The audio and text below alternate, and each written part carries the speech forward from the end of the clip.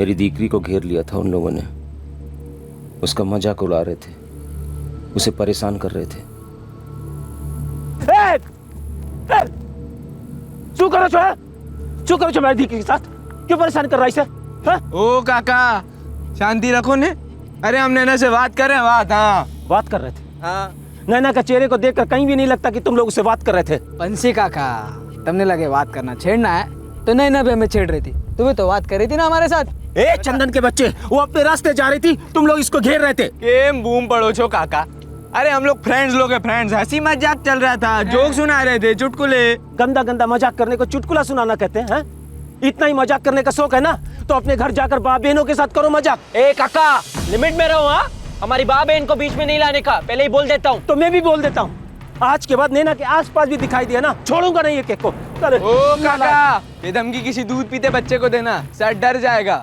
और जरूरत पड़ने पर ना हम लोगों को भी मुंह तोड़ जवाब देना आता है। धमकी आप पूछे? देख लेना, देख लूंगा तुम सबको। चल चल, देख लूंगा तुम सबको। हाँ। ओ काका, दीकरी ने बांधी ने रखो। पता चला दौड़ी दौड़ी फिर आ गई हमारे पास। दौड़ोगे तुम लोग, अपनी जान के लिए दौड़ोगे तुम सबके सब। छोड़ूंगा नहीं, देख लेना।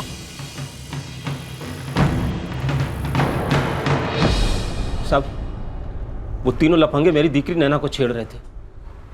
कौन है तीनों लड़के?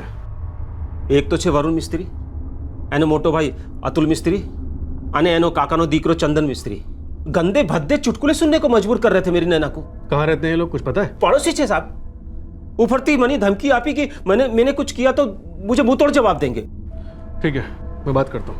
बात शू करवानी साहब? वो तीनों भी तो कह रहे थे कि मेरी नैना के साथ बात कर रहे थे। उसको छेड़ना बात करना कहते हैं साहब। हूँ कहूँ साहब, ये रफ्तार करो। बंसी भाई, मैं कह रहा हूँ ना, मैं बात करूंगा उनसे। बात करने से कुछ नहीं होगा साहब। आप मेरे शिकायत दर्ज करो, हमला दर्ज करो साहब। जो जरूरी है हम करेंगे। अब आप हमें अपना काम करने दो। ये तीनों छटे हुए हैं साहब, जब तक डंडे ना पड़े सुधरेंगे नहीं। मैं खेत में जा रहा था, तभी मैंने देखा अपनी आंखों से, छेड़ रहे थे इसे। है नैना, ये लोग रोज छेड़ते तेरे को? नहीं बा। हर्षिता, तुझे भी परेशान करते हैं लोग? ना बा। अगर छेड़ते भी होंगे ना, तो आगे से हिम्मत ना होगी सालों की। जब तक पुलिस कुछ कार्रवाई नहीं करती, हूं चुप ना थी बेसवानो। छोड़ूंगा नहीं सालों को।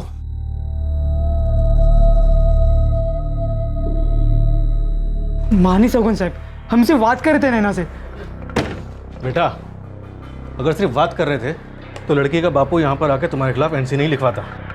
नैना से पूछो नहीं साहब, वो भी हमसे बात कर रही थी, है ना?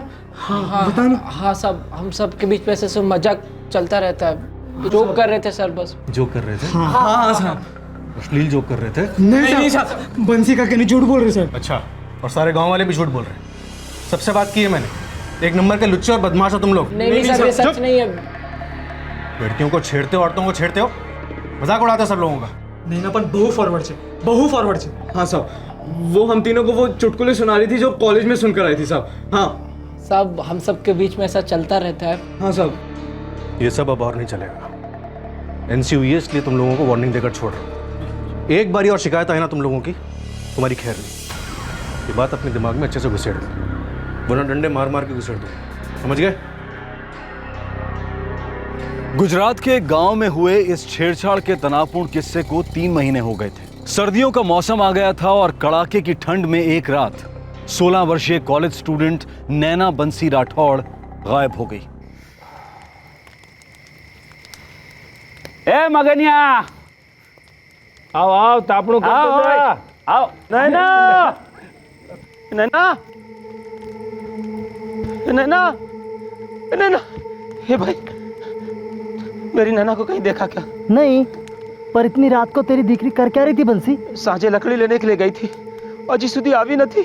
अरे बंसी, शांत तो कब की खत्म हो गई। અત્યારે तो 9:30 बजने को आए। शिवराज भाई, મને बहुत डर लागे छे। मेरी नैना पता नहीं कहाँ चली गई। તમે શાંતિ રાખો बंसी भाई, पूरे गांव वालों को बुलाते हैं और नैना को ढूंढते हैं। हाँ, के गोविंद को भी बुला लेते। हाँ, आप सब लोग गांव वालों के साथ गोविंद भाई के घर आ जाओ। हाँ, जल्दी आना। ठीक है, चलो। गोविंद भाई, गोविंद भाई। अरे बंसी भाई, આટલી રાતના શું થયું? गोविंद भाई, મારી દીકરી નૈના ગાયબ થઈ ગઈ છે। ऐसे कैसे गायब हो सकती है? वो शाम को लकड़ी इकट्ठा करने के लिए गई थी, पाछे आवी न थी। હાલો હાલો, देखते हम लोग आते, चिंता ना करो। हाँ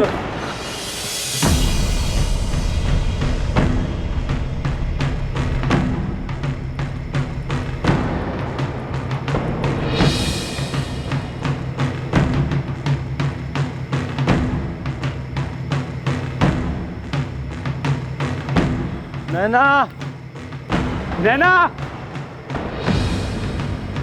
नैना, नैना, જીવરાજભાઈ, બંસીભાઈ, આપણે ઘરે ઘર જઈને જોવું જોઈએ। हो सकता है शायद किसी के घर में हो। पर गोविंद भाई, लड़की इतनी रात गए किसी के घर क्यों गई होगी? मतलब શું ખબર, ચક્કર બક્કર આવ્યો, गिर गई हो कहीं? हाँ શું કહો છો?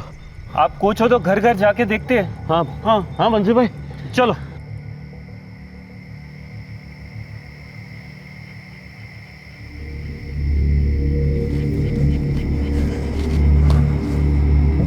बा શું થયું? और बापू कहाँ है? तू सोई जा सोई जा अंदर जाए। बा बोलो ना, શું થયું? बापू कहाँ है? नैना अभी तक लौटी नहीं है। तेरे बापू और सब गए हैं ढूंढने।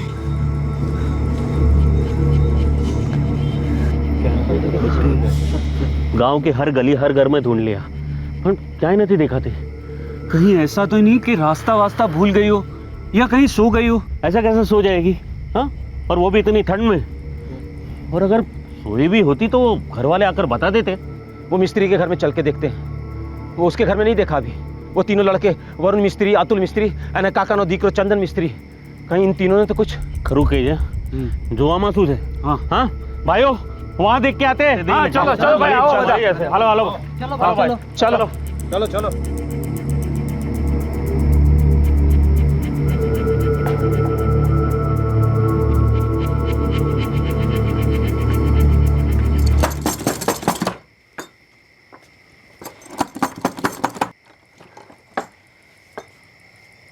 શું થયું? મારી દીકરી નૈના કાં છે હિતેશભાઈ? નૈના? હા, મને શું ખબર? તમારો છોકરો કहाँ है? वो जहाँ भी है, तारे शू? મારી નૈના ગાયબ છે હિતેશભાઈ। हमें तुम्हारे घर की तलाशी लेनी है। ખબરદાર, ગાંડા થઈ ગયો છો કે તમે? તારી દીકરી મારા ઘરમાં ક્યાંથી હોય? શું થયું વરુણ ને બાપુ? આ જો, हमें तुम्हारे घर की तलाशी लेनी है। क्यों? हमारी नैना गायब छे। अरे आमने छू खबर बंसी काका? इस वरुण के बच्चे को पता होगा क्या है नैना। क्या पागल बने काका, मुझे कहाँ से पता होगा आपकी नैना कहाँ है? अरे हितेश भाई, हमने गांव का हर एक घर ढूंढ लिया, बस તમારો ને ભાવેશભાઈનું જ ઘર બાકી છે। જોઈ લેવા દો ને। અરે એ બંસીની દીકરી મારા ઘરમાં ક્યાંથી હોય? नहीं होगी तो हमें पता चल जाएगा ना, ढूंढने से क्यों रोक रहे हो? देखो देखो देखो, जो जो हट जाओ, देखो देखो। चलो आओ, चलो।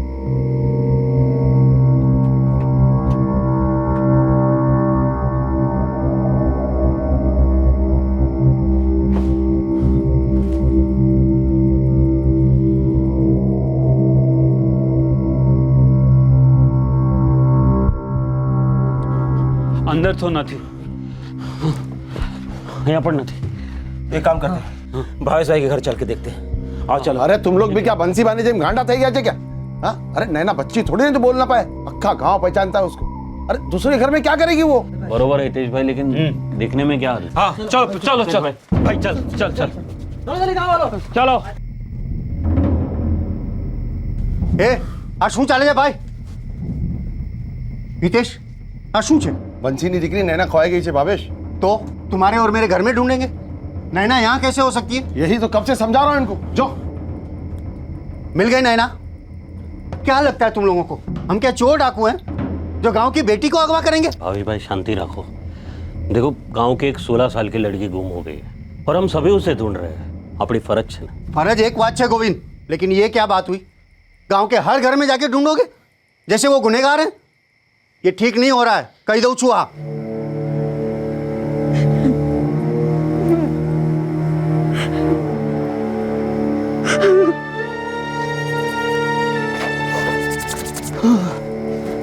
શું થયું? શું થયું? अकेले भेजा ही क्यों था आटला अंधाराમાં? ઘરમાં લાકડા ખલાસ થઈ ગયા હતા। तो इतने सालों से मुई तो लेने जाती है ना, મને શું ખબર अब अचानक गायब થઈ जासे। बंसी भाई, जंगल के ऊपर जाकर ढूंढते हैं, सबसे अच्छा लाकड़ा वहीं पर मिलता है। हो सकता है वहीं पर भटकी गई हुए। ठीक कैसे है युवराज भाई, અત્યારે જઈને ગોતવું જોઈએ। ठीक છે, હાલો હાલો ચાલો, હાલો જોયા મોડું ન થાય, ચાલો।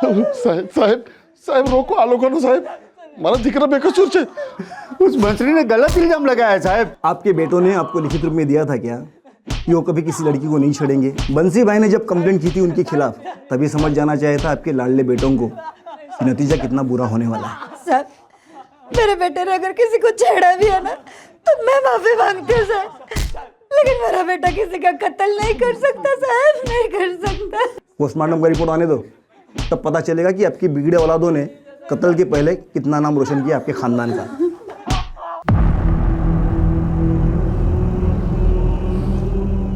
बंसी भाई, उन्हें उनके किए की सजा मिलेगी जरूर। उससे क्या होगा गोविंद? हमारी नैना पाछी तक नहीं आवे ने। बा, नैना दीदी कह रही गई थी शाम को चूल्हा में लाकड़ा खत्म થઈ गया था। मैंने कहा नैना जल्दी से जाके लाकड़ा लेके आ। मुझे थोड़ी खबर थी ये सब हो जाएगा। इन लड़कों ने गांव के नाक में दम करके रखा है। मैंने एक नहीं कई दफा हितेश भाई और भावेश भाई को समझाने की कोशिश की कि लड़के हाथ से निकल रहे हैं, लगाम डालो, अंकुश रखो, पर हमारी बात कोई सामने तब ना। पढ़ा तो हद भी पार हो गई भाई। गांव की लड़की का जंगल तक पीछा करो और फिर पता नहीं क्या क्या किया होगा मारने से पहले।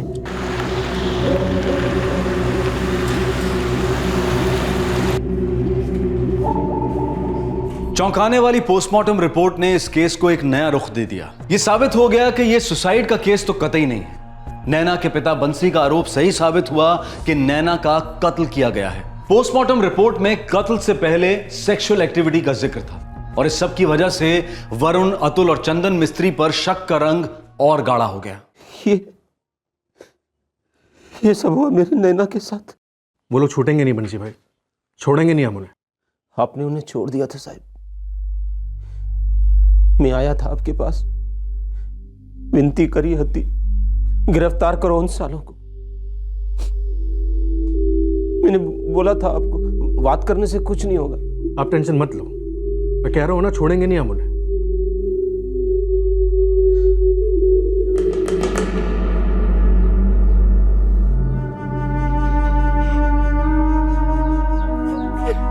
गोविंद भाई, मैंने पहला थी लागतू तू कि उन कमीनों ने उस बेचारी के साथ कुछ उल्टा सीधा किया होगा। मैं उन्हें सजा तो दिलवा के रहूंगा। तमे डरो नहीं बंसी भाई, पूरू गाम तमारी साथे छे, पूरा गांव।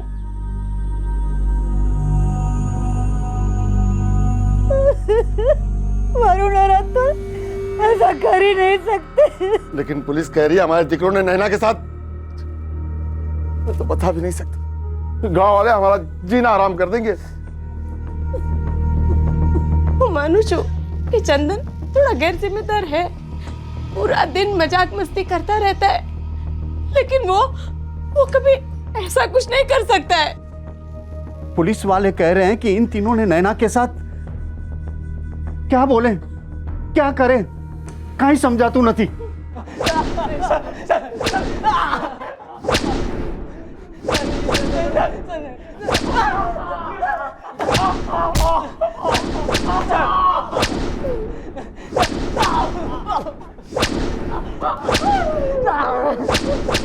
हमने कुछ नहीं किया साहब। आगे तुम तीनों को कुछ करने लायक नहीं छोड़ेंगे, इसलिए सीधा सीधा बता दो रेप किसने किया था। जल्दी बोलो।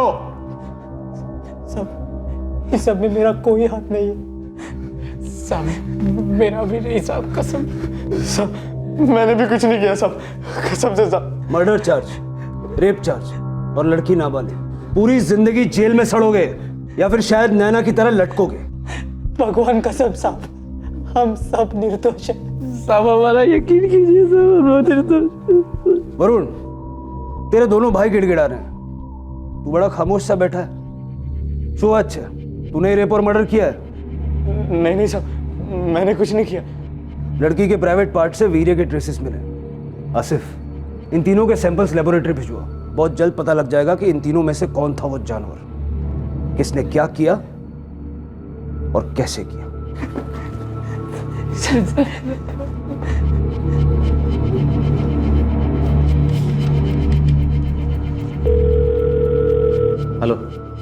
इंस्पेक्टर साहब, डॉक्टर मेहता बोलो छो। कुछ नया मिला? नया तो है, जो पहले सर्च में रह गया था। शू डॉक्टर साहब? मैं विक्टिम के कपड़े घनश्याम हवालदार को दे रहा था, तब स्वेटर में से मुझे कुछ मिला।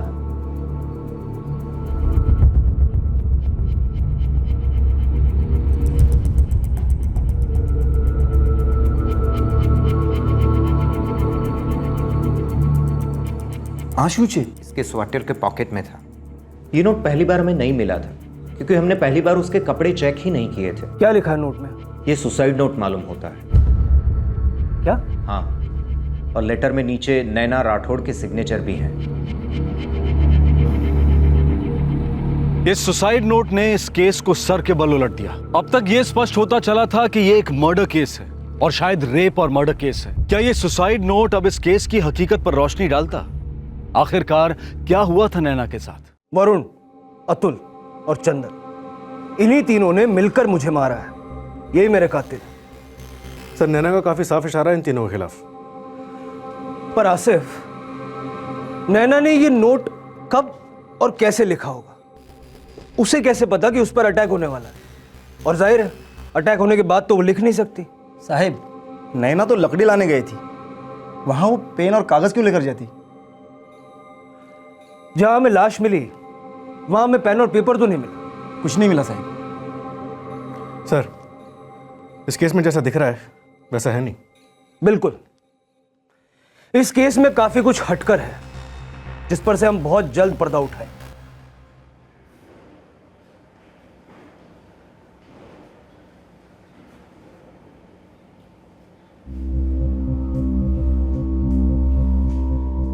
आसिफ, 21 जनवरी को नैना गायब हुई, और उसकी मां का कहना है कि वो शाम को 6 बजे लकड़ी लेने के लिए गई थी। शाम को उसका बापू घर लौटता और देखता बेटी अभी तक वापस नहीं आई है, और वो उसको ढूंढने के लिए निकल पड़ता है। फिर वो सारे गांव को इकट्ठा करता है और सब लोग उसको ढूंढने के लिए निकल पड़ते हैं। गांव के एक एक घर की तलाशी ली जाती है, ऐसा गांव वालों ने अपने बयान में बताया, जिसमें मिस्त्री परिवार के घर की भी तलाशी होती है। भावेश और हितेश मिस्त्री, जिनके बेटे हैं आरोपी वरुण, अतुल और चंदन। सारे गांव वाले इकट्ठे होकर जंगल में पहुंचते हैं उसके बाद, और देखते हैं नैना की लाश पेड़ से लटकी हुई है। आसिफ, अगर इन 3 लड़कों ने यह कांड किया है, उन्होंने जंगल में किया होगा और फिर घर वापस आ गए। सर, बंसी राठौड़ ने रात 9:30 बजे गांव वालों को चिल्लाकर बुलाया था, ऐसा जिवराज ने अपने बयान में बताया। हे भाई, मेरी नैना को कहीं देखा क्या? अरे बंसी, शांत तो कब की खत्म हो गई, અત્યારે तो 9:30 बजने को आए। आसिफ, नैना ऐसी चिट्ठी कैसे लिख सकती है कि वरुण, अतुल और चंदन उसके हत्यारे हैं? सर, हो सकता है चिट्ठी किसी और ने लिखी और उसे कपड़ों में डाल दी हो। जब गांव वाले उसे ढूंढ रहे थे तो उन्हें लाश मिली, फिर वो लाश को नीचे ले आए। जब लाश नीचे लाई जा रही थी, क्या तब किसी ने ये चिट्ठी नैना के कपड़ों में छुपा दी होगी? या फिर ये चिट्ठी पहले से कपड़ों में मौजूद थी? सर, शायद ये कांड किसी और ने किया है, लेकिन इल्जाम इन 3 लड़कों पे लगा रहा है। लेकिन आसिफ, पोस्टमार्टम की रिपोर्ट से 2 सच तो साबित होते हैं। पहला ये कि ये सुसाइड नहीं था, ये कत्ल था, और दूसरा, कत्ल के पहले सेक्स हुआ।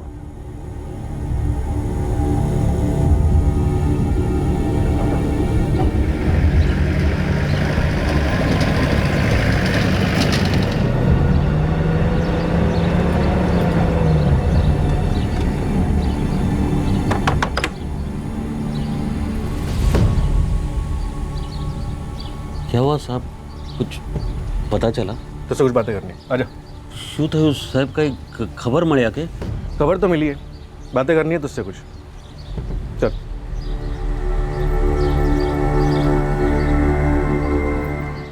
मैं कुछ समझा नहीं साहब। सीधो सवाल छे बंसी, गोविंद से तुम्हारी अच्छी बनती है? हाँ। बंसी भाई और अल्पा बहन, आप दोनों हमारे साथ चलो। શા માટે साहब? गोविंद ने क्या किया? हमारे को साहेब आने की क्या जरूरत है? हाँ, और मारी दीकरी हर्षिता स्कूले थी क्यारे भी आवशे तो। हर्षिता ने चिंता તમે नहीं करो, हर्षिता है हमारे पास। हर्षिता तुम्हारी पास है? साहब ये सब हो क्या रहा है? 2 घंटे पहले हमने हर्षिता को स्कूल से पिकअप किया। हर्षिता, आज आपको किस किस सब्जेक्ट में होमवर्क मिला? सब में सर, भूगोल, गणित, गुजराती, हिंदी। बैठो। बेटा, हमें आपके लेसन के बारे में कुछ जानकारी चाहिए। और 1 घंटे पहले हमने गोविंद को उठवाया।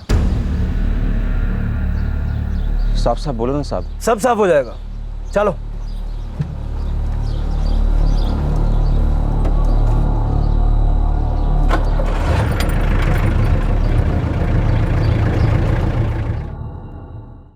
बंसी और अल्पा, नैना के कातिल तुम दोनों। તમે પાગલ થઈ ગયો છો સાહેબ? अपनी दीकरी का कत्ल हम करेंगे? तुम्हारी चोरी और चालाकी पकड़ी गई है। तुम लोगों ने सब कुछ इस तरह से प्लान किया जिससे ये लगे कि ये कत्ल है, और जिसे अंजाम उन 3 लड़कों ने दिया, चंदन, वरुण और अतुल। लेकिन ये ढोंग कुछ ज्यादा ही कर दिया तुम दोनों ने। बच्ची के स्वेटर में एक चिट्ठी डाल दी। इतनी समझदारी दिखाने के बाद ये बेवकूफी कर दी। ये आसूच है। इसमें लिखा है, वरुण, अतुल और चंदन, इन्हीं तीनों ने मिलकर मुझे मारा है। यही मेरे कातिल हैं। अब नैना तो ये चिट्ठी लिख नहीं सकती। ये भी कोई पूछवानी बात है साहब। तो पूछवानी बात ये है, ये चिट्ठी किसने लिखी? મને નથી ખબર સાહેબ। सर, हमारी हिंदी ने लेसन बुक છે।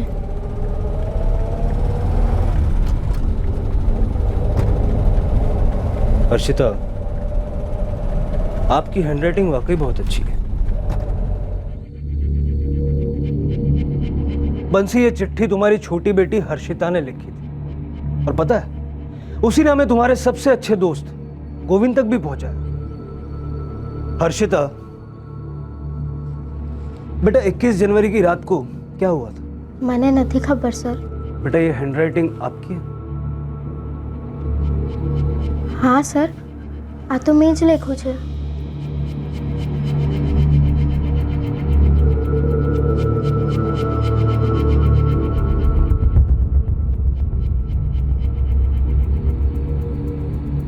બા, નૈના દીદી ક્યાં ગઈ છે? તું જલ્દી રોટલી ખાઈ લે પછી સૂઈ જા। કેટલી ઠંડી છે ને। લાકડા લેવા ગઈ છે। मुझे भी जाना था लाकड़ा लेने। तो फिर कभी जाना। हाँ, अभी जल्दी खा के सो जा। और फिर बा ने मुझे सुलाया। खेलने के बाद मैं बहुत थक गई थी, इसलिए फिर मैं जल्दी सो गई। बेटा, फिर ये चिट्ठी कब लिखी? सोने से पहले। और किसने लिखवाई? बापू ने।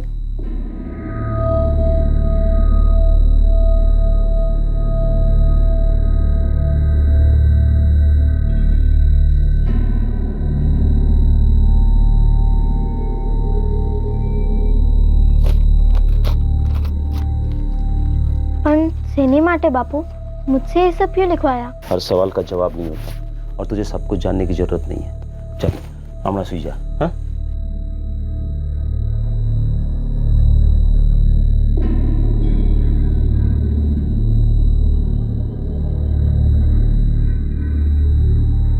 फिर मैंने बा को रोते सुना। जब मैं बाहर आई तो बा ने कहा कि नैना दीदी अब तक लौटी नहीं। बा, सोती हो? और बापू कहाँ है? तू सोई जा, जा सोई जा अंदर जाए। थैंक यू बेटा। अब आप आंटी के साथ जाकर दूसरे कमरे में बैठिए, आपके लिए कुछ अच्छा सा नाश्ता भिजवाते हैं, ठीक है?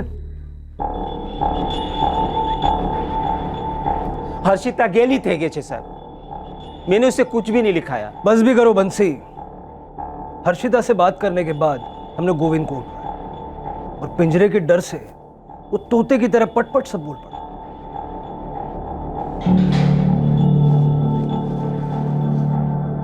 बोले ना साहब, शू बात है? कोई कुछ बोल ही नहीं रहा है। कब से बंद करके रखा है यहाँ? पहले तो तू बताएगा कि 21 की शाम को क्या हुआ था। तू बोलेगा कि नैना कैसे मरी थी। साहब, आपसे कोई भूल चूक हो गई साहब। साहब, अच्छे को साहब, मैं तो नैना को ढूंढने में मदद कर रहा था साहब। सीधे सीधे बोलेगा या डंडा डाल के हलक से आवाज निकाले? अच्छे को साहब, वो मैंने खुद ने कुछ नहीं किया साहब। किसने किया गोविंद?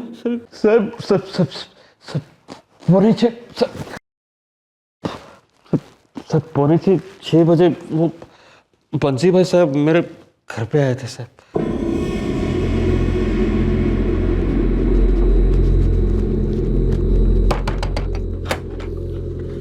અરે બંસીભાઈ આવો આવો બેસો તું ચાલ મારી સાથે શું થયું શું અરે તું ચાલ ના હા પણ એટલા ગભરાયેલા કેમ છો તમે કાઉ છું बड़ी हड़बड़ी में बंसी भाई मुझे अपने घर ले गए।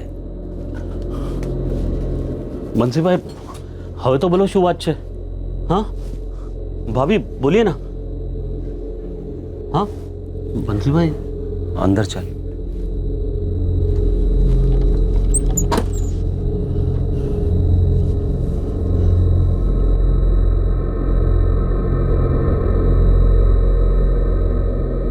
कौन सा? फिर वो हर्षिता सो गई ना, उनकी छोटी बेटी, तो रात को फिर मैं और वो बंसी भाई लाश को बाहर लेकर। बंसी दोस्त है मेरा साहब, और उसी ने अपनी बेटी को खत्म कर दिया। मैंने मदद की सिर्फ दोस्त बन के, और साहब वो बंसी का ही योजना थी कि ऐसा लगे कि वो खून वो तीनों ने किया साहब। और तुम्हारा प्लान फेल हो गया। अगर तुमने वो चिट्ठी नहीं लिखवाई होती ना, तो हम लोग कुछ दिन इधर उधर भटकते, लेकिन आते तुम्हारे ही दरवाजे पर। ऐसा भी क्या हुआ था बंसी जो तुमने अपने ही खून की जान ले ली? अल्पा बहन चलो तुम्हें बोलो बोलो, सीधे तरीके से बोलोगे या अपने तरीके से उगलवाऊं?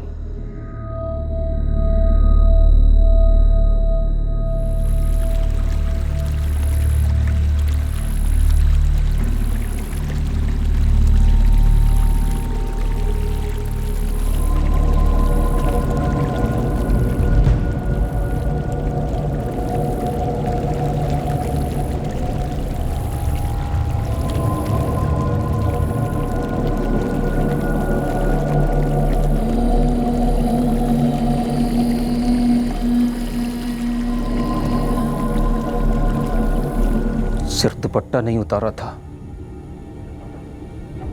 मेरे खानदान की इज्जत उतारी थी मेरी दीकरी ने।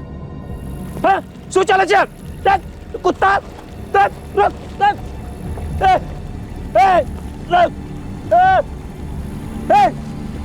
रुक रुक जा, उतरे।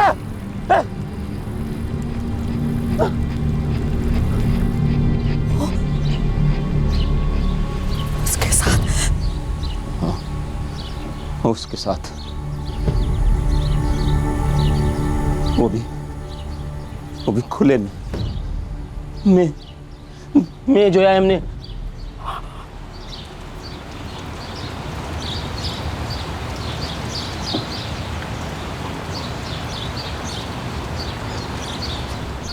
मुझे तो लगता था लड़का नहीं हो तो क्या हुआ, लड़का लड़की एक अच्छे, लेकिन आज मुझे लगता है कि लड़की होनी नहीं चाहिए जो अपनी मर्यादा का ध्यान न रख सके। मर्यादा सूच है बापू, आप लोगों की सोच की मर्यादा छोटी है। जब उस दिन आपने इतना बड़ा हंगामा किया, हम लोग सिर्फ बात कर रहे थे, हंसी मजाक कर रहे थे।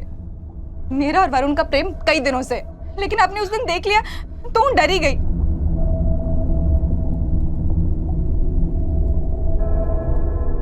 मैंने कुछ बोला नहीं, और वैसे भी आप कहाँ किसी से कुछ बोलने देते हैं?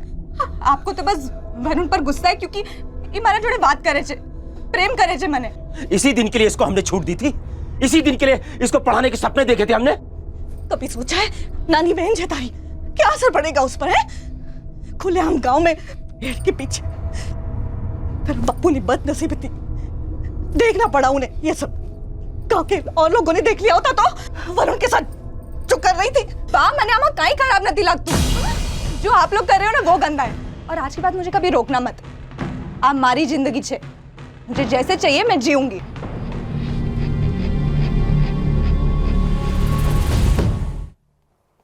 हाँ साहब, हमने नैना को मार डाला, मर्यादा का उल्लंघन किया था उसने। किसी की जान लेना मर्यादा का उल्लंघन नहीं है,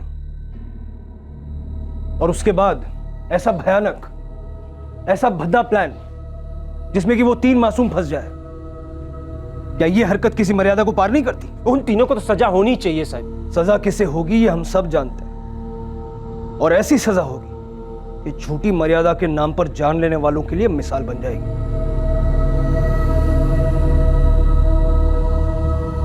साहब साहब साहब मैंने कुछ नहीं किया साहब।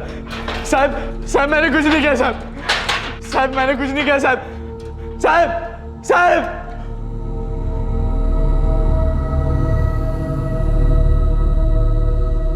हाँ साहब, खेत में पेड़ के पीछे मैं था नैना के साथ। हमारे बीच संबंध भी हुए थे, लेकिन मैंने उसका कत्ल नहीं किया साहब। मैं प्रेम करता था उससे साहब, प्रेम करता था मैं उससे। मैं जानता हूं वरुण, नैना का खून उसके माँ बाप ने किया है। तुम्हें पहले ही बता देना चाहिए था कि नैना के बाप ने तुम्हें और नैना को रंगे हाथों पकड़ लिया था। मैं बहुत डर गया था साहब, डर गया था मैं। हर्षिता राठौड़ को उसके मामा को सौंप दिया गया है। जैसे ही असली गुनहगार पकड़े गए, अतुल और चंदन को भी तुरंत रिहा कर दिया गया। नैना नाबालिग थी और एक नाबालिग के साथ शारीरिक संबंध बनाने के जुर्म में 17 वर्षीय नाबालिग वरुण को जुवेनाइल होम भेज दिया गया, पर अब उसकी जमानत हो गई है। हे भगवान, सु जमानो आयो छे, हम सबको अच्छा उल्लू बनाया, क्या नाटक किया, खुद ही अपनी बेटी की जान ले ली। अरे भाई, मैं तो पहले से ही कह रहा था, माना कि ये तीनों छोकरे मवालीगिरी करते हैं, लेकिन किसी का खून कर डाले ना भाई ना, इतनी हद तक ये छोकरे नहीं जा सकते। तो परेश भाई, कोई इतना कठोर कैसे हो सकता है? बंसी भाई तो बंसी भाई, अल्पा बेन पर, अरे एक माँ अपनी बेटी की जान कैसे ले सकती है?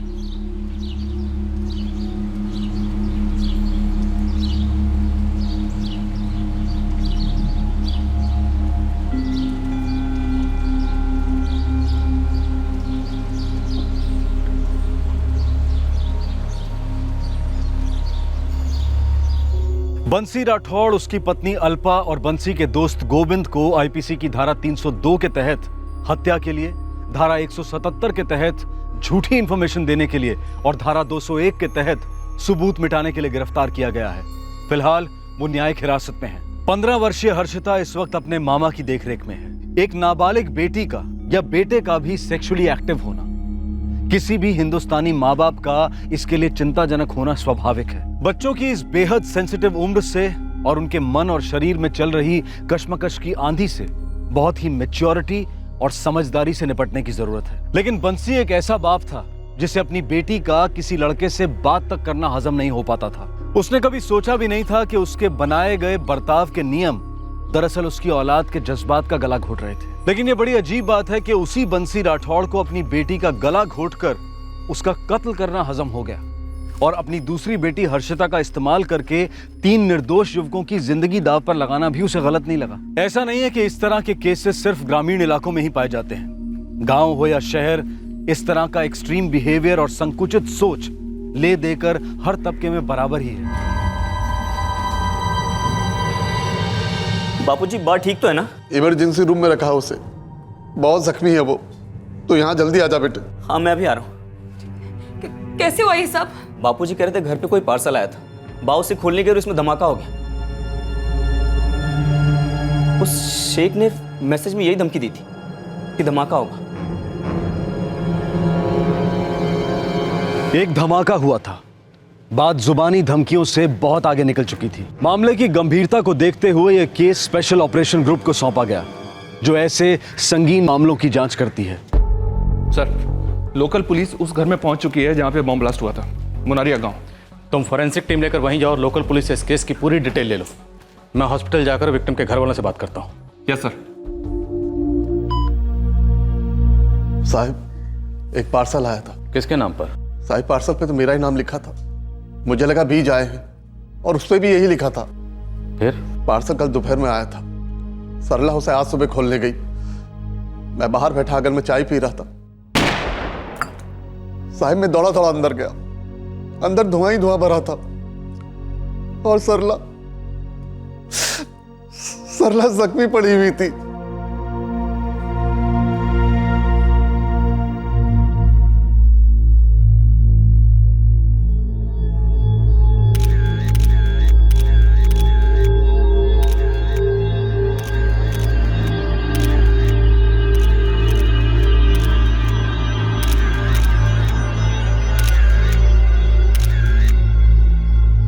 सर, जेलेटिन यूज हुआ है।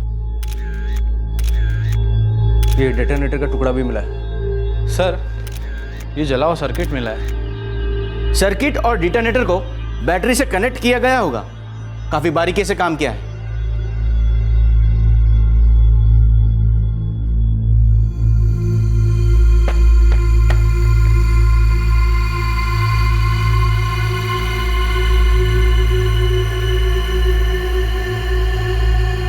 सर, प्राइमरी फाइंडिंग से तो ये पार्सल बॉम्ब लग रहा है और एक्सप्लोजन के लिए जेलेटिन यूज किया गया है। ये बॉम्ब असेंबल्ड बॉम्ब था क्या?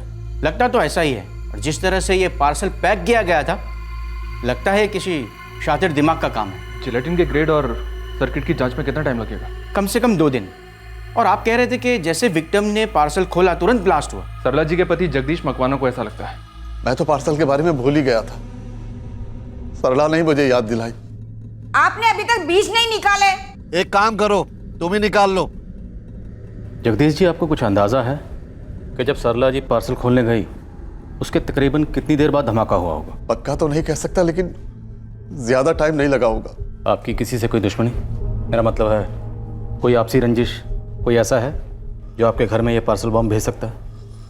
साहब, मैं एक छोटा आदमी, किसान हूं, मेरी किसी से कोई दुश्मनी नहीं थी। हमारा छोटा सा गांव है, अगर किसी से कुछ कहा सुनी हो जाए तो वो 2 बातें सुना देगा। ऐसे बॉम्ब थोड़ी भेजेगा मारने के लिए। साहब, दरअसल पिछले कुछ दिनों से मुझे और बापूजी को भी फोन पर धमकी मिल रही थी। कैसी धमकी? अब डॉक्टर साहब, देखिए, हालत पहले से स्टेबल है, लेकिन कुछ इंजरीज बहुत ज्यादा है। कुछ कट्स तो बहुत डीप है और आंख में भी इंजरी है। कोई डरने वाली बात तो नहीं है ना डॉक्टर? है भी और नहीं भी, लेकिन इलाज बहुत लंबा चलेगा और प्लास्टिक सर्जरी भी होगी। प्लास्टिक सर्जरी क्यों? उनके दाएं हाथ की 3 उंगलियां बहुत बुरी तरह जल चुकी हैं। समझिए खत्म ही हो गई है। पुनीत, आप कह रहे थे कि फोन करके कोई आपको धमका रहा था? हाँ सर, कोई शेख नाम का आदमी है, काफी समय से फोन करके हमें धमकी दे रहा था। मुनारिया प्लस थाने में हम लोग कंप्लेन कराने भी गए थे। फिर सर वहाँ के इंस्पेक्टर ने कहा कि हम उसका फोन उठाना बंद कर दें। हम लोगों ने वैसे ही किया और पिछले हफ्ते एक बार फिर उसका मैसेज आया। क्या लिखा था मैसेज में? मैं आपको मैसेज दिखाता हूँ सर। बहुत समझाया पर तू नहीं समझा। मनीषा को तूने नहीं छोड़ा, अब तो भुगतेगा। देखना कैसा धमाका होता है। ये मनीषा कौन है? जी मैं हूँ सर। मेरी पत्नी है साहब। तो ये फोन करने वाला आपको धमका रहा था कि आप अपनी पत्नी यानी मनीषा को छोड़ दो। कोई आपको बार बार फोन करके धमका रहा था, थ्रेट कर रहा था, तो आपने इस मामले को इतना लाइटली क्यों लिया? मैंने कहाँ लाइटली लिया, मैं तो कंप्लेन करने भी गया था। उन्होंने कहा कोई मजाक कर रहा होगा। ये मजाक नहीं था। ये फोन करने वाला शेख जो भी है, उसका आपकी पत्नी मनीषा से कोई ना कोई ताल्लुक जरूर है, वरना वो ये क्यों कहता कि अपनी पत्नी मनीषा को छोड़ दो। बिना आग के धुआं नहीं उठता, और यहां तो आग आपके घर तक पहुंच गई है। मनीषा जी, आप कुछ कहना चाहती हैं? तो आपने पुलिस स्टेशन में उस दिन पहली बार उस शेख की आवाज सुनी थी? जी सर। मुंबई के किसी भी थाने में पूछ ले, पता चल जाएगा डॉन शेख क्या चीज है।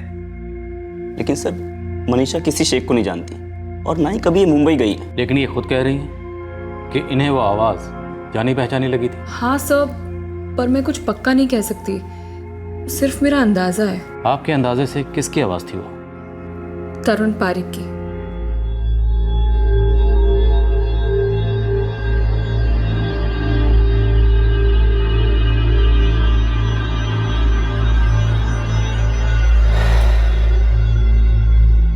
कौन है तरुण पारिक?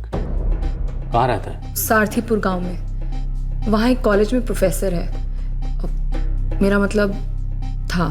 कौन सा गांव कहा आपने? सारथीपुर? जी सर, वो पार्सल भी सारथीपुर पोस्ट ऑफिस से ही आया था। तो मनीषा जी, जब आपको शक था कि शेख की आवाज में तरुण पारिक बात कर रहा है, तो आपने ये बात किसी को बताई क्यों नहीं? सर, मनीषा ने मुझे बताया था, लेकिन मुझे वो आवाज़ तरुण की नहीं लगी।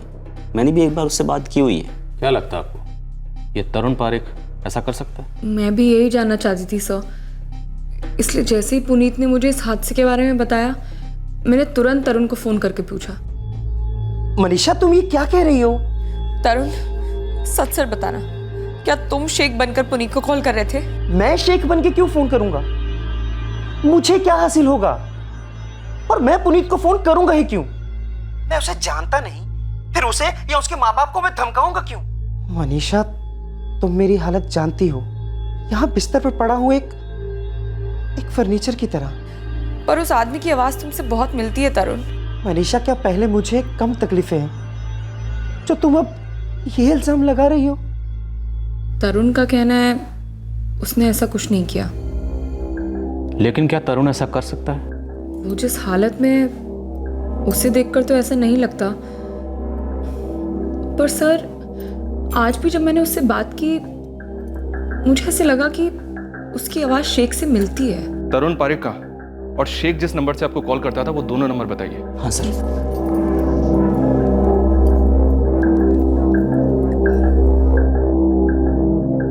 उस शेख की आवाज का तरुण से मिलना और जिस पार्सल में बॉम्ब आया था उस पार्सल पर सारथीपुर यानी तरुण के गांव की स्टैम्प का होना मतलब साफ है। तरुण का इस केस से कोई ना कोई कनेक्शन जरूर है, और आपका तरुण पारिक से। तरुण और मनीषा का एक अतीत था। दोनों को एक दूसरे के प्रति असंतोष था, इसलिए एक मोड़ पर आकर दोनों की राहें अलग हो गई थी। एक ने अपनी जिंदगी नए सिरे से शुरू की थी और दूसरे को मानो बदकिस्मती ने एक जगह जकड़ लिया था। तरुण की हालत हमेशा से ऐसी नहीं थी। 1 साल पहले तक वो एक नॉर्मल जिंदगी जी रहा था, चल फिर सकता था, शादी करके सेटल होना चाहता था, और इसी के लिए तरुण और मनीषा की मुलाकात हुई थी। 1 साल पहले जुलाई 2011 में मैं पहली बार तरुण से मिली थी। वो अपने बापूजी के साथ मेरे घर आया था मुझे देखने।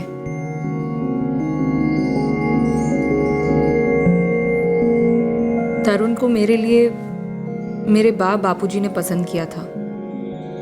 रिश्ता पक्का हो गया, पर मैं पूरी तरह खुश नहीं थी। हमारी सगाई हुई थी। तो मनीषा जी, अगर आप उस सगाई से खुश नहीं थी तो आपने किसी को बताया क्यों नहीं? बताया था सर, बापूजी को भी और तरुण को भी। तरुण सारो छोकरो छे, पढ़ा लिखा है, PhD है, संस्कारी भी है। शादी का फैसला सिर्फ रूप रंग या कदकाठी देखकर थोड़ी किया जाता है। इंसान का स्वभाव, उसका बर्ताव असल में यही मायने रखता है। पर बापूजी। बेटा, मैं मानती हूँ तरुण थोड़ा मोटा जरूर है, पर दिल का बहुत ही अच्छा है। किसी को पसंद करने के लिए ना उसकी खूबियां देखी जाती हैं, खामियां नहीं। देखो, जो तुम्हारे दिल में है ना, बेझिझक कह दो। तरुण, प्लीज बुरा मत मानना, शायद तुम्हें मेरी बात अजीब भी लगे, पर तुम। हाँ हाँ कहो। तुम मोटे हो तरुण। मैं जानती हूँ तुम्हें ऐसा लगेगा कि मेरी सोच कितनी छोटी है, पर मैं क्या करूँ तरुण। मेरे लाइफ पार्टनर के लिए मेरे मन में एक इमेज है, एक तस्वीर है, और तुम वैसे नहीं हो तरुण। आई एम सॉरी, शायद मुझे ऐसा नहीं कहना चाहिए था, पर नहीं, मैं समझ रहा हूँ। पर मनीषा, अगर मैं अपना वजन कम कर लूँ तो फिर तो कोई प्रॉब्लम नहीं है ना? फिर तो तुम मुझे पसंद करोगी। हमारी मुलाकात भले ही अरेंज हुई हो, पर मेरे लिए तो वो लव एट फर्स्ट साइट था ना। तुम्हें देखते ही प्यार हो गया था मुझे। देखो मनीषा, मैं वादा करता हूँ मैं पतला हो जाऊंगा, पूरी मेहनत करूंगा, डाइट, योगा, एक्सरसाइज, जैसा तुम्हें पसंद हो वैसा बन के दिखाऊंगा। पर मनीषा, मुझे एक मौका तो दो।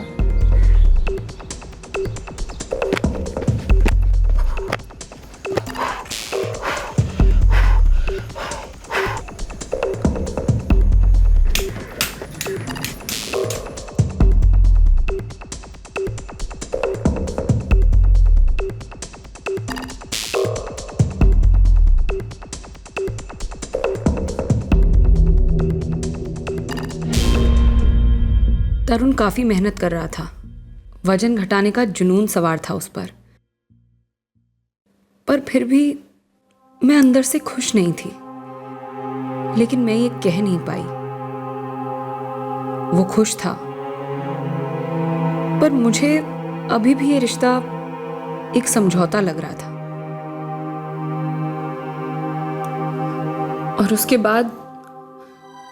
बाद कुछ ऐसा हुआ जो हमने कभी नहीं सोचा था। क्या?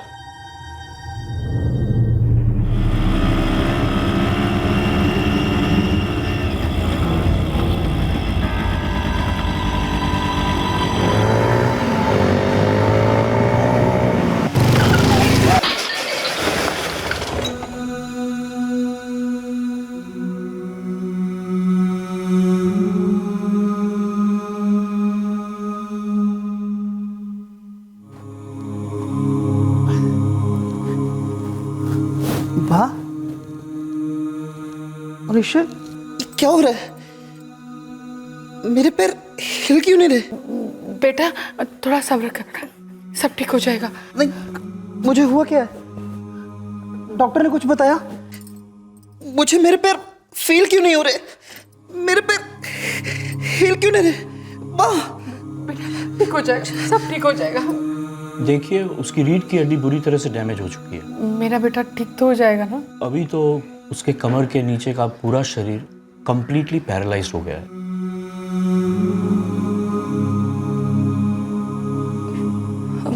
डॉक्टर, तरुण फिर से चल तो पाएगा ना?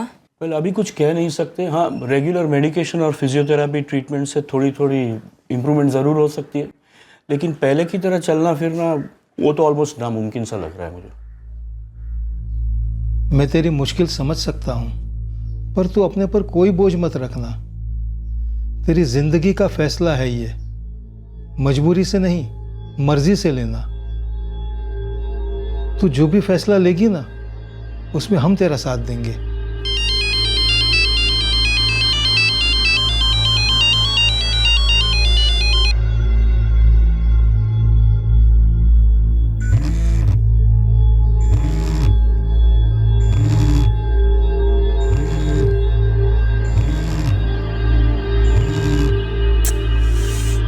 वाह, ये मनीषा मेरा फोन क्यों नहीं उठा रही?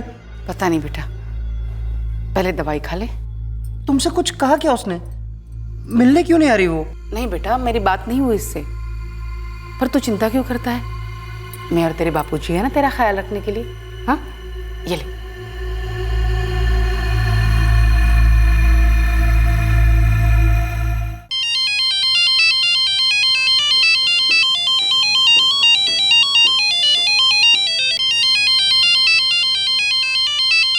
आखिर मैं कब तक उसका फोन नहीं उठाती?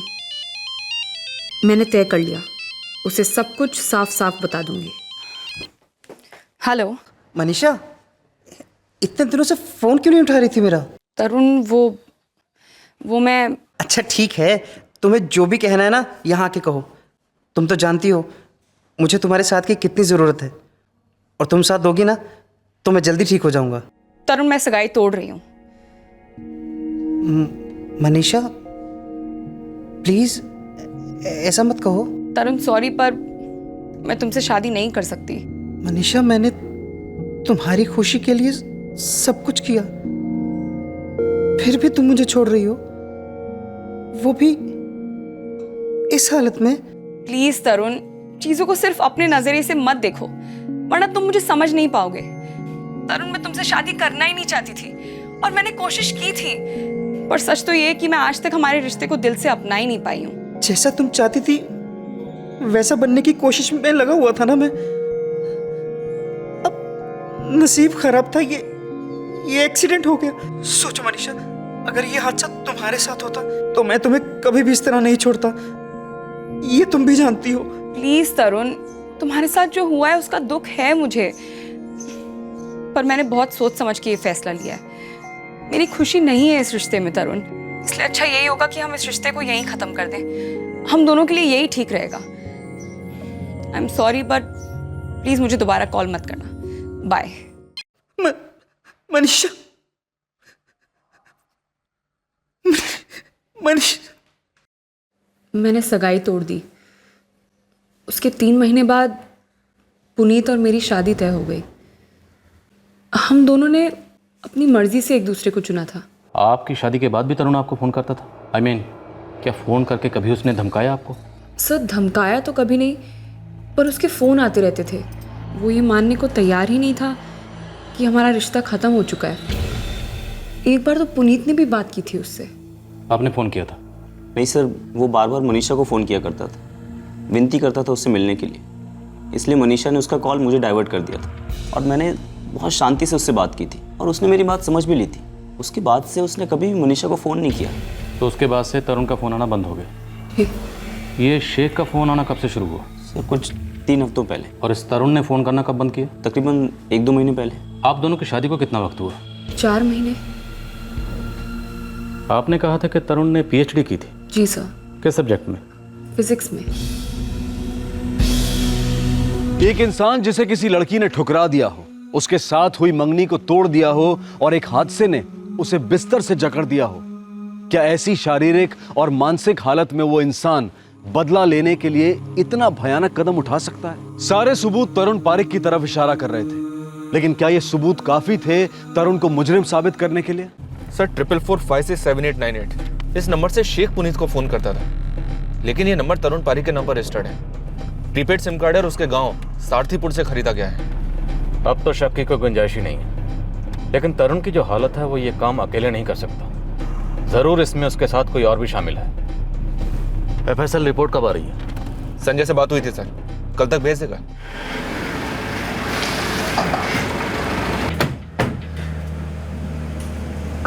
ना साहब जी ना, पहले तो मनीषा ने मेरे दिकरे के साथ सगाई तोड़ दी और उस पे अब ये इल्जाम लगा रही है।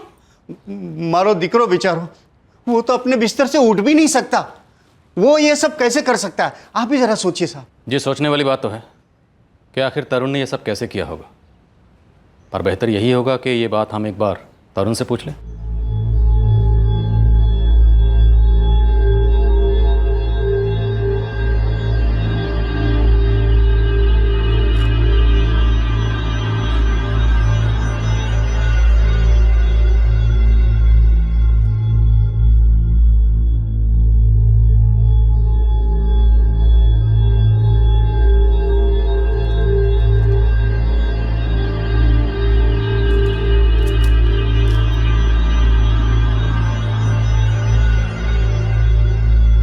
तुम्हारा फोन है? जी हाँ।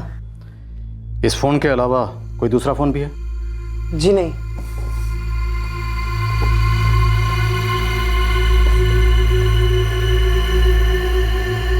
सर ये एक और फोन मिला है सर, इसमें से सिम कार्ड तो निकाल लिया गया है, पर सेंट मैसेजेस में ये एक मैसेज मिला है, ये देखिए। बहुत समझाया पर तुम नहीं समझे। तुमने मनीषा को नहीं छोड़ा, अब तुम भुगतोगे। देखना कैसा धमाका होता है। तुम ही थे ना जो शेख बनकर पुनीत और उसके बापूजी को धमकाते थे? जी नहीं। देखो इस फोन से सिम कार्ड भले ही निकाल दिया गया, लेकिन पुनीत को धमकाने के लिए तुमने जो मैसेजेस भेजे थे वो अभी भी इसमें सेव्ड हैं। होगा, पर मैंने वो मैसेज सेंड नहीं किया। देखो तरुण, झूठ बोलने का कोई फायदा नहीं, क्योंकि हम जानते हैं जगदीश मकवाना के घर में जो धमाका हुआ था उसमें तुम्हारा हाथ है। पर सर मैं ऐसा क्यों करूंगा, और अगर करना भी चाहूं तो कैसे कर सकता हूं? मेरा बेटा बिस्तर से उठ भी नहीं सकता। जी साहब, ये बिस्तर ही इसकी दुनिया बन गई है। इसे छोटे से छोटे काम के लिए भी उसकी बाकी मदद की जरूरत पड़ती है। मदद तो किसी ने जरूर की है। तरुण किस क्राइम में? बोलो तरुण, तुम्हारे साथ इस क्राइम में और कौन शामिल था? मैं पहले भी कह चुका हूं ना, मैंने किसी को फोन किया ना मैसेज। मुझे जबरदस्ती फंसाया जा रहा है सर। तुमने पीएचडी की है ना फिजिक्स में? जी। तो बॉम्ब बनाना तुम्हारे लिए कोई मुश्किल काम नहीं रहा होगा? बॉम्ब बनाने के लिए पीएचडी होने की जरूरत नहीं है सर। इंटरनेट पे तो सारी इंफॉर्मेशन अवेलेबल है। आप जानते हैं साबुन से भी बम बन सकता है। काफी अच्छी रिसर्च कर रखी है तुमने बम बनाने पर तुमने साबुन का नहीं जेलेटिन का इस्तेमाल किया था। मैंने कुछ नहीं किया सर, मुझे फंसाया जा रहा है। संगवी, गोविंद और नरेश 24 घंटे इस घर पर पहरा देंगे और आपका बेटा इस घर में नजरबंद रहेगा। साहब, मेरा बेटा निर्दोष है। जी नहीं, उसकी हालत का लिहाज करते हुए हम पूछताछ में उससे सख्ती नहीं बरत रहे और ना ही उसे अरेस्ट करके जेल ले जा रहे हैं, लेकिन इसका मतलब यह नहीं है कि वो निर्दोष है। मैं आपको कैसे यकीन दिलाऊं, वो ऐसा नहीं कर सकता। हाँ साहब, वो बाथरूम तक 4 कदम चल के नहीं जा सकता। क्या तरुण कभी घर पे अकेला होता है? साहब, मैं तो सुबह से खेत में चले जाता हूँ, दोपहर तक यही उसका ख्याल रखती है और दोपहर में ये मुझे मदद करने खेत में चली आती है। मैं सच कहता हूँ साहब, मेरे बेटे की तो तकदीर ही फूटी हुई है। वो किसी को धमकी क्या देगा, और बम बनाने का तो सवाल ही नहीं उठता। सवाल तो उठ रहे हैं श्यामलाल जी, और जवाब भी हम ढूंढते रहेंगे। अगली बार जब हम यहाँ आएंगे तो पुख्ता सबूत के साथ आएंगे।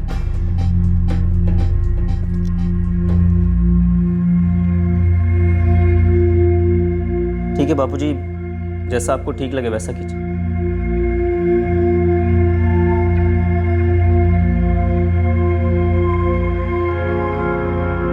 प्लास्टिक सर्जरी का खर्चा बहुत ज़्यादा है, हम इतना खर्चा नहीं उठा सकते। तो अब बापूजी कह रहे थे कि फिलहाल बा को घर ले आते हैं, बाद में देखेंगे कैसे करना है। मुझे अब भी विश्वास नहीं हो रहा है कि तरुण ने तुम्हारे बा और बापूजी को मारने की कोशिश की। उनसे क्या दुश्मनी थी उसकी? तुमने उसे छोड़ दिया था तो वो ये बात बर्दाश्त नहीं कर पाया होगा। नफरत इंसान से कुछ भी करा सकती है। माना कि वो तकलीफ में, पर हमें तकलीफ देके उसकी तकलीफ कम हो जाती क्या?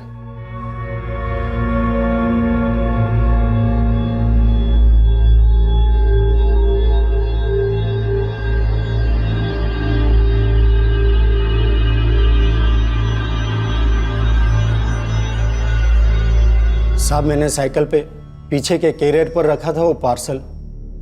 अब तो सोचकर भी कांप उठता हूँ, कितना किलोमीटर घुमा मैं वो बॉम्ब लेकर। उस पार्सल पर कोई वायर बंधा हुआ था क्या? जी नहीं साहब, वो पार्सल सीधा पोस्ट ऑफिस में आया था, वहीं से मुझे दिया गया। अगर ऐसा कुछ होता तो किसी का तो ध्यान जाता ना। जिलेटिन ग्रेड 2 का इस्तेमाल हुआ था और सर्किट डिटोनेटर से अटैच था। पूरा दिन पार्सल उनके घर पे रहा। अगले दिन जब उनकी पत्नी सरला ने उसे खोला तब धमाका हुआ। मतलब डेटोनेटर और बैटरी के बीच पेपर या ऐसी कोई चीज रखी होगी। बॉक्स खोलते वक्त वो पेपर वहां से हट गया होगा। सर्किट कंप्लीट हो गई, डिटोनेटर एक्टिव हो गया और जिलेटिन ब्लास्ट हो गया। लेकिन तरुण को यह जिलेटिन मिला कहां से होगा? इतना पावरफुल एक्सप्लोजिव इतनी आसानी से तो नहीं मिलना चाहिए। राइट सर, ग्रेड 2 का जिलेटिन इस्तेमाल हुआ था, जो आमतौर पर माइनिंग साइट पर विस्फोट करने के लिए इस्तेमाल होता है या प्लिंथ बनाते वक्त कंस्ट्रक्शन साइट पे। तो इसे बेचने के लिए लाइसेंस की जरूरत पड़ती होगी और खरीदने के लिए परमिशन की? बिल्कुल, डिस्ट्रिक्ट मजिस्ट्रेट से रिटर्न परमिशन मिलने के बाद ही कोई इसे खरीद सकता है, वो भी सिर्फ लाइसेंस डीलर से। मतलब किसी डीलर ने इलीगली बेचा होगा तरुण को, और कोई है जिसने ये सब तरुण के लिए अरेंज किया होगा। आखिर इस धमाके को अंजाम देने में तरुण की मदद किसने की थी? एक तरफ पुलिस तरुण के खिलाफ सबूत इकट्ठा करने में जुट गई थी और दूसरी तरफ ये धमाके की खबर आग की तरह आसपास के गांव में फैल गई थी। छोटे से गांव में घटी इस अकल्पनीय घटना की गांव वालों में चर्चा होने लगी थी और अगला क्लू गांव के ही एक आदमी से मिला। नमस्कार साहब, सूरज ठक्कर बोलू छू, सारथीपुर गांव का सरपंच। हाँ सरपंच साहब बोलिए। साहब, ये मुन्नरिया गांव में जो बॉम्ब फटा ना, उसके बारे में आपके साथ बातचीत करनी थी। जी कहिए। सर, हमारे गांव में 2 लड़के हैं, करण सोलंकी और रोशन सोनी। ये दोनों इस धमाके के बारे में कुछ जानते हैं। जैसे ही गांव में खबर फैली, ये दोनों लड़के सामने से चलकर मेरे पास आए। बहुत घबराए हुए बेचारे दोनों। करण, रोशन, डरने की जरूरत नहीं। तुम लोग जो कुछ भी जानते हो सब कुछ सच सच बताओ। तरुण सर हमारी कॉलेज में पढ़ाते थे, हम उनकी बहुत रिस्पेक्ट करते थे, फेवरेट सर थे वो हमारे। क्या तुम दोनों ने तरुण की बॉम्ब बनाने में मदद की थी? नहीं सर। तरुण सर के साथ जो एक्सीडेंट हुआ था हमें उसके बारे में पता था, तो हम कभी कभार उनके घर जाया करते थे उनका हाल चाल पूछने के लिए। फिर 1 महीने पहले उन्होंने हमें अपने घर बुलाया। रोशन, करण, मुझे तुम दोनों की मदद चाहिए। बोलिए ना सर, शू करवाना चाहिए? तुम दोनों होशियार हो, तुम ही मेरा ये काम कर सकते हो। जिलेटिन? पर ये तुमको क्यों चाहिए? अरे हमने नहीं, तरुण सर को चाहिए। तरुण पारेख ने। तरुण पारेख? पर शा माटे? वो उन्हें घर के पीछे बोरवेल खोदना है, उसके लिए छोटा ब्लास्ट करना है। ये फटाकड़ा नहीं है कि ऐसे ही मिल जाए। इसको खरीदने के लिए पहले परमिशन लेटर लगता है और हमको भी ये रजिस्टर बनाना पड़ता है कि हमने किसको क्या सामान बेचा, और डिस्ट्रिक्ट मजिस्ट्रेट को दिखाना पड़ता है। लेकिन सर ने तो मुझे कुछ बता नहीं था। पर गोपाल भाई, तरुण सर तो कॉलेज के प्रोफेसर है, गांव में सब जानते हैं उन्हें, आप भी उनको जानते हो और आपको उनकी तबीयत के बारे में भी पता होगा। वो बेचारे लेटर के लिए कहाँ भाग दौड़ करेंगे, आप भी कुछ देख लो ना। ठीक है, रुको मैं लाता हूँ। सर सौगन खाने को हमें नहीं पता था तरुण सर बॉम्ब बनाने के लिए सामान मंगवा रहे थे। फिर तुम्हें कैसे पता चला कि तरुण ने जो सामान मंगवाया था वो बॉम्ब बनाने के लिए मंगवाया था? हमने पेपर में पढ़ा था, ये धमाका मुनारिया गांव में हुआ था, किसी जगदीश मकवाना के घर। तो जगदीश मकवाना 46 मुनारिया गांव, बीजूपुर तालुका। एक काम करो रोशन, एड्रेस को गुजराती में भी लिख दो, और हाँ, ऊपर वाली साइड पे बीज लिख देना ताकि जगदीश भाई को भी मालूम पड़े हमने उनके लिए क्या भेजा है।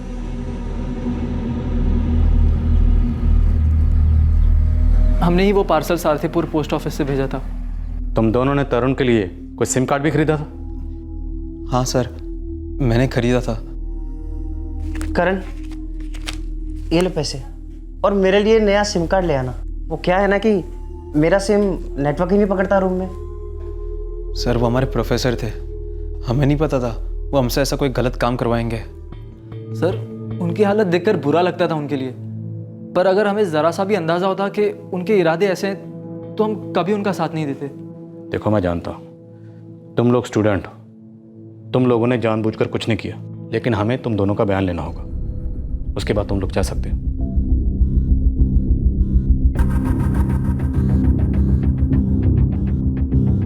सॉरी साहब, गलती हो गई साहब, माफ कर दो ना साहब।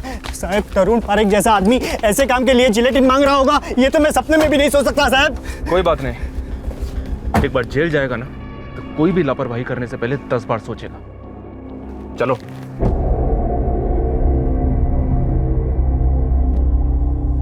बेटा ये लोग क्या कह रहे हैं? बोल बेटा तरुण, सच बोल।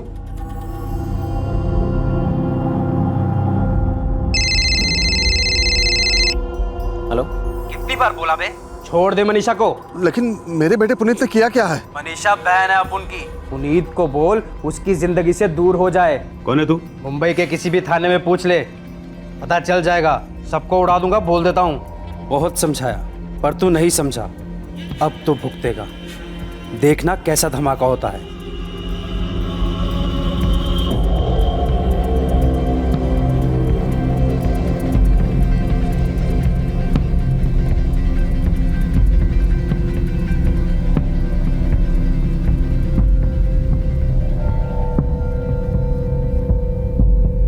हाँ,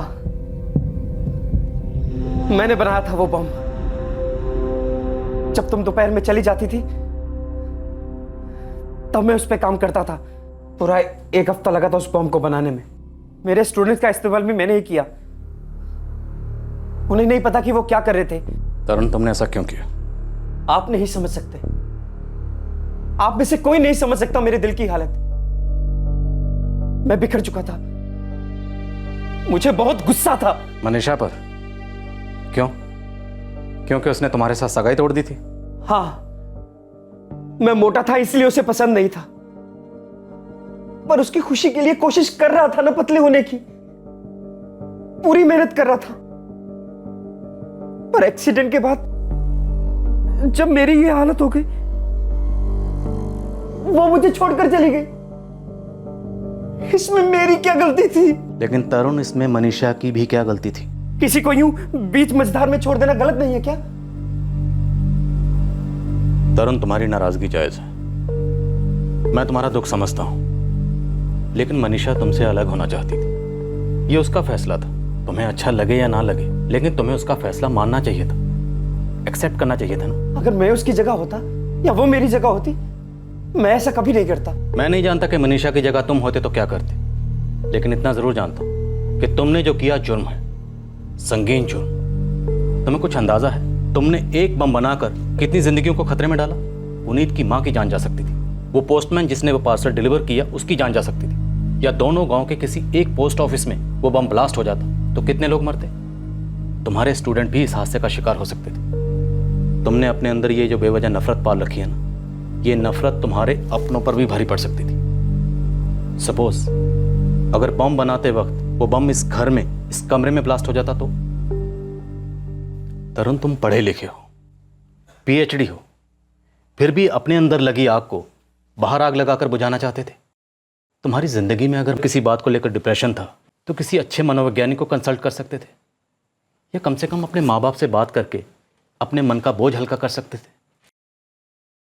तरुण, जो तुम्हारे साथ हुआ उसके लिए मुझे तुमसे हमदर्दी है। तुम्हारी हालत पे तरस भी आता है, लेकिन तुमने जो किया वो गुनाह है, ऐसा गुनाह जिसे नज़रअंदाज नहीं किया जा सकता। और इस गुनाह की सज़ा तुम्हें बाकी क्रिमिनल्स की तरह ही मिलेगी।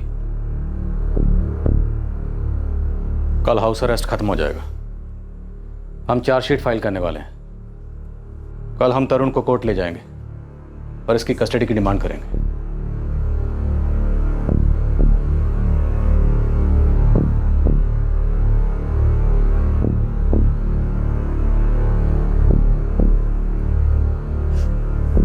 बेटा, क्यों किया तुमने ऐसा? चोट लगी थी बा। जब एक पति को पत्नी की सबसे ज्यादा जरूरत होती है, वो मुझे छोड़कर चली गई। बेटा, वो तेरी पत्नी नहीं थी। सगाई हुई थी ना, शादी होने वाली थी। लेकिन बेटा, वो तुम्हारे साथ शादी करना ही नहीं चाहती थी। ऐसे लड़के के लिए क्या जी जलाना जो तुम्हारे साथ नहीं रहना चाहती थी। लेकिन बेटा, हम लोग तो तुम्हारे साथ थे ना, और आज भी है। जब तक मैं जीऊंगी तुम्हारे साथ रहूंगी। और मैं भी। पर बेटा, एक बात जरूर कहूंगा, तुमने जो किया वो गलत किया।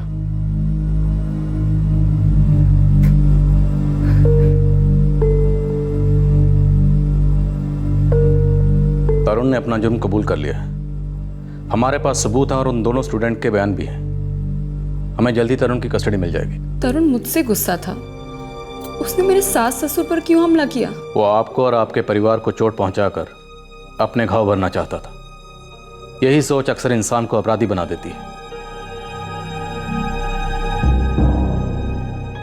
अगले दिन तरुण को कोर्ट ले जाना था, लेकिन उसकी बजाय तरुण को हॉस्पिटल ले जाना पड़ा। तरुण के लिए अब सजा से बच पाना नामुमकिन था, लेकिन फिर उसने एक आखिरी दाव खेला और इस केस का रुख ही बदल गया।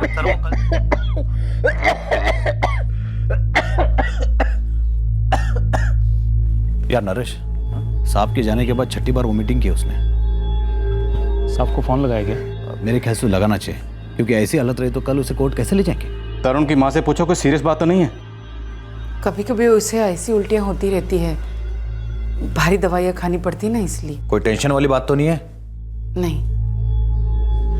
चिंता मत कीजिए, कभी कभी ऐसा होता है मेरे साथ। 10-15 बार वोमिटिंग कर चुके हो तुम। मुझे तो आदत है सबकी। 1-2 बार और दवाई लूंगा तो सब तकलीफ दूर हो जाएगी।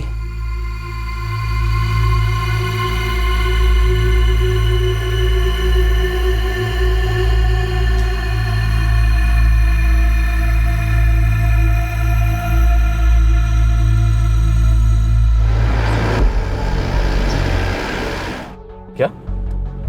तो गोविंद बताना तो चाहिए था। सर, मैंने तरुण को 2-3 बार पूछा, लेकिन हर बार उसने यही कहा कि ये सब उसके लिए नॉर्मल है। लेकिन अगर उल्टियां नहीं रुक रही थी तो कम से कम एक फोन तो कर सकते थे। सुबह से कितनी उल्टियां आ चुकी हैं उसे? सर, वो कल से उल्टी पे उल्टी किए जा रहे हैं। मुझे नहीं लगता कि इस हालत में उसे कोर्ट ले जाया जा सकता है। और ये तो मुझे अब बता रहे हो जब हम ऑलरेडी उसे कोर्ट ले जाने के लिए निकल चुके हैं। संघवी सर, एम्बुलेंस बुलाओ। तरुण की हालत सीरियस है, हमें उसे हॉस्पिटल शिफ्ट करना पड़ेगा।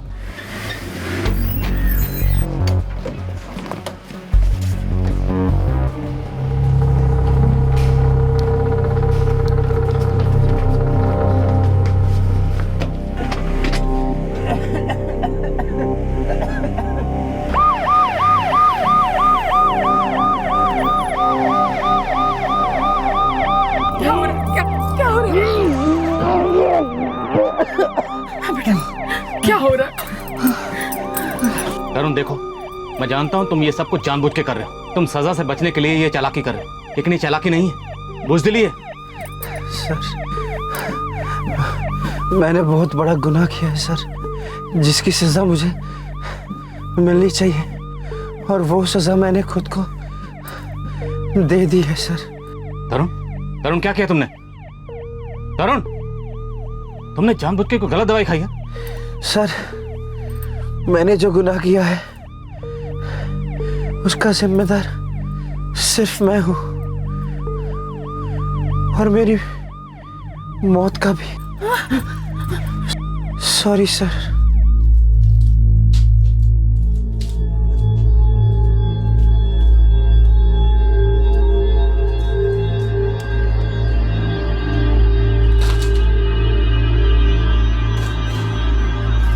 सर, ये देखिए। मैं अब जीना नहीं चाहता। वैसे भी मैं कहाँ जी रहा था।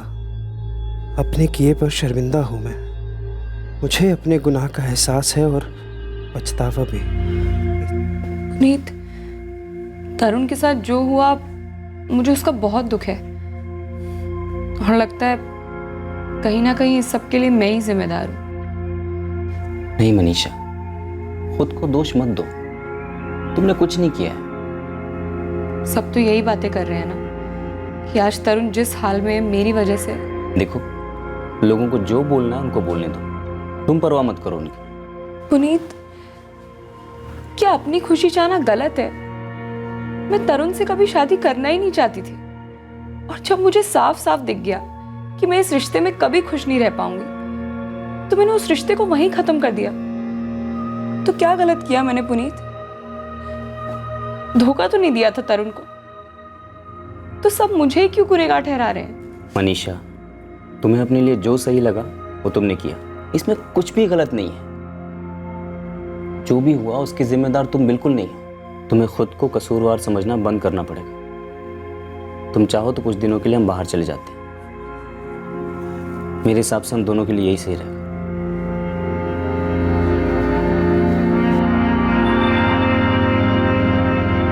सरलाबेन को लंबे ट्रीटमेंट से गुजरना पड़ा, लेकिन अब उनकी हालत में काफी सुधार है।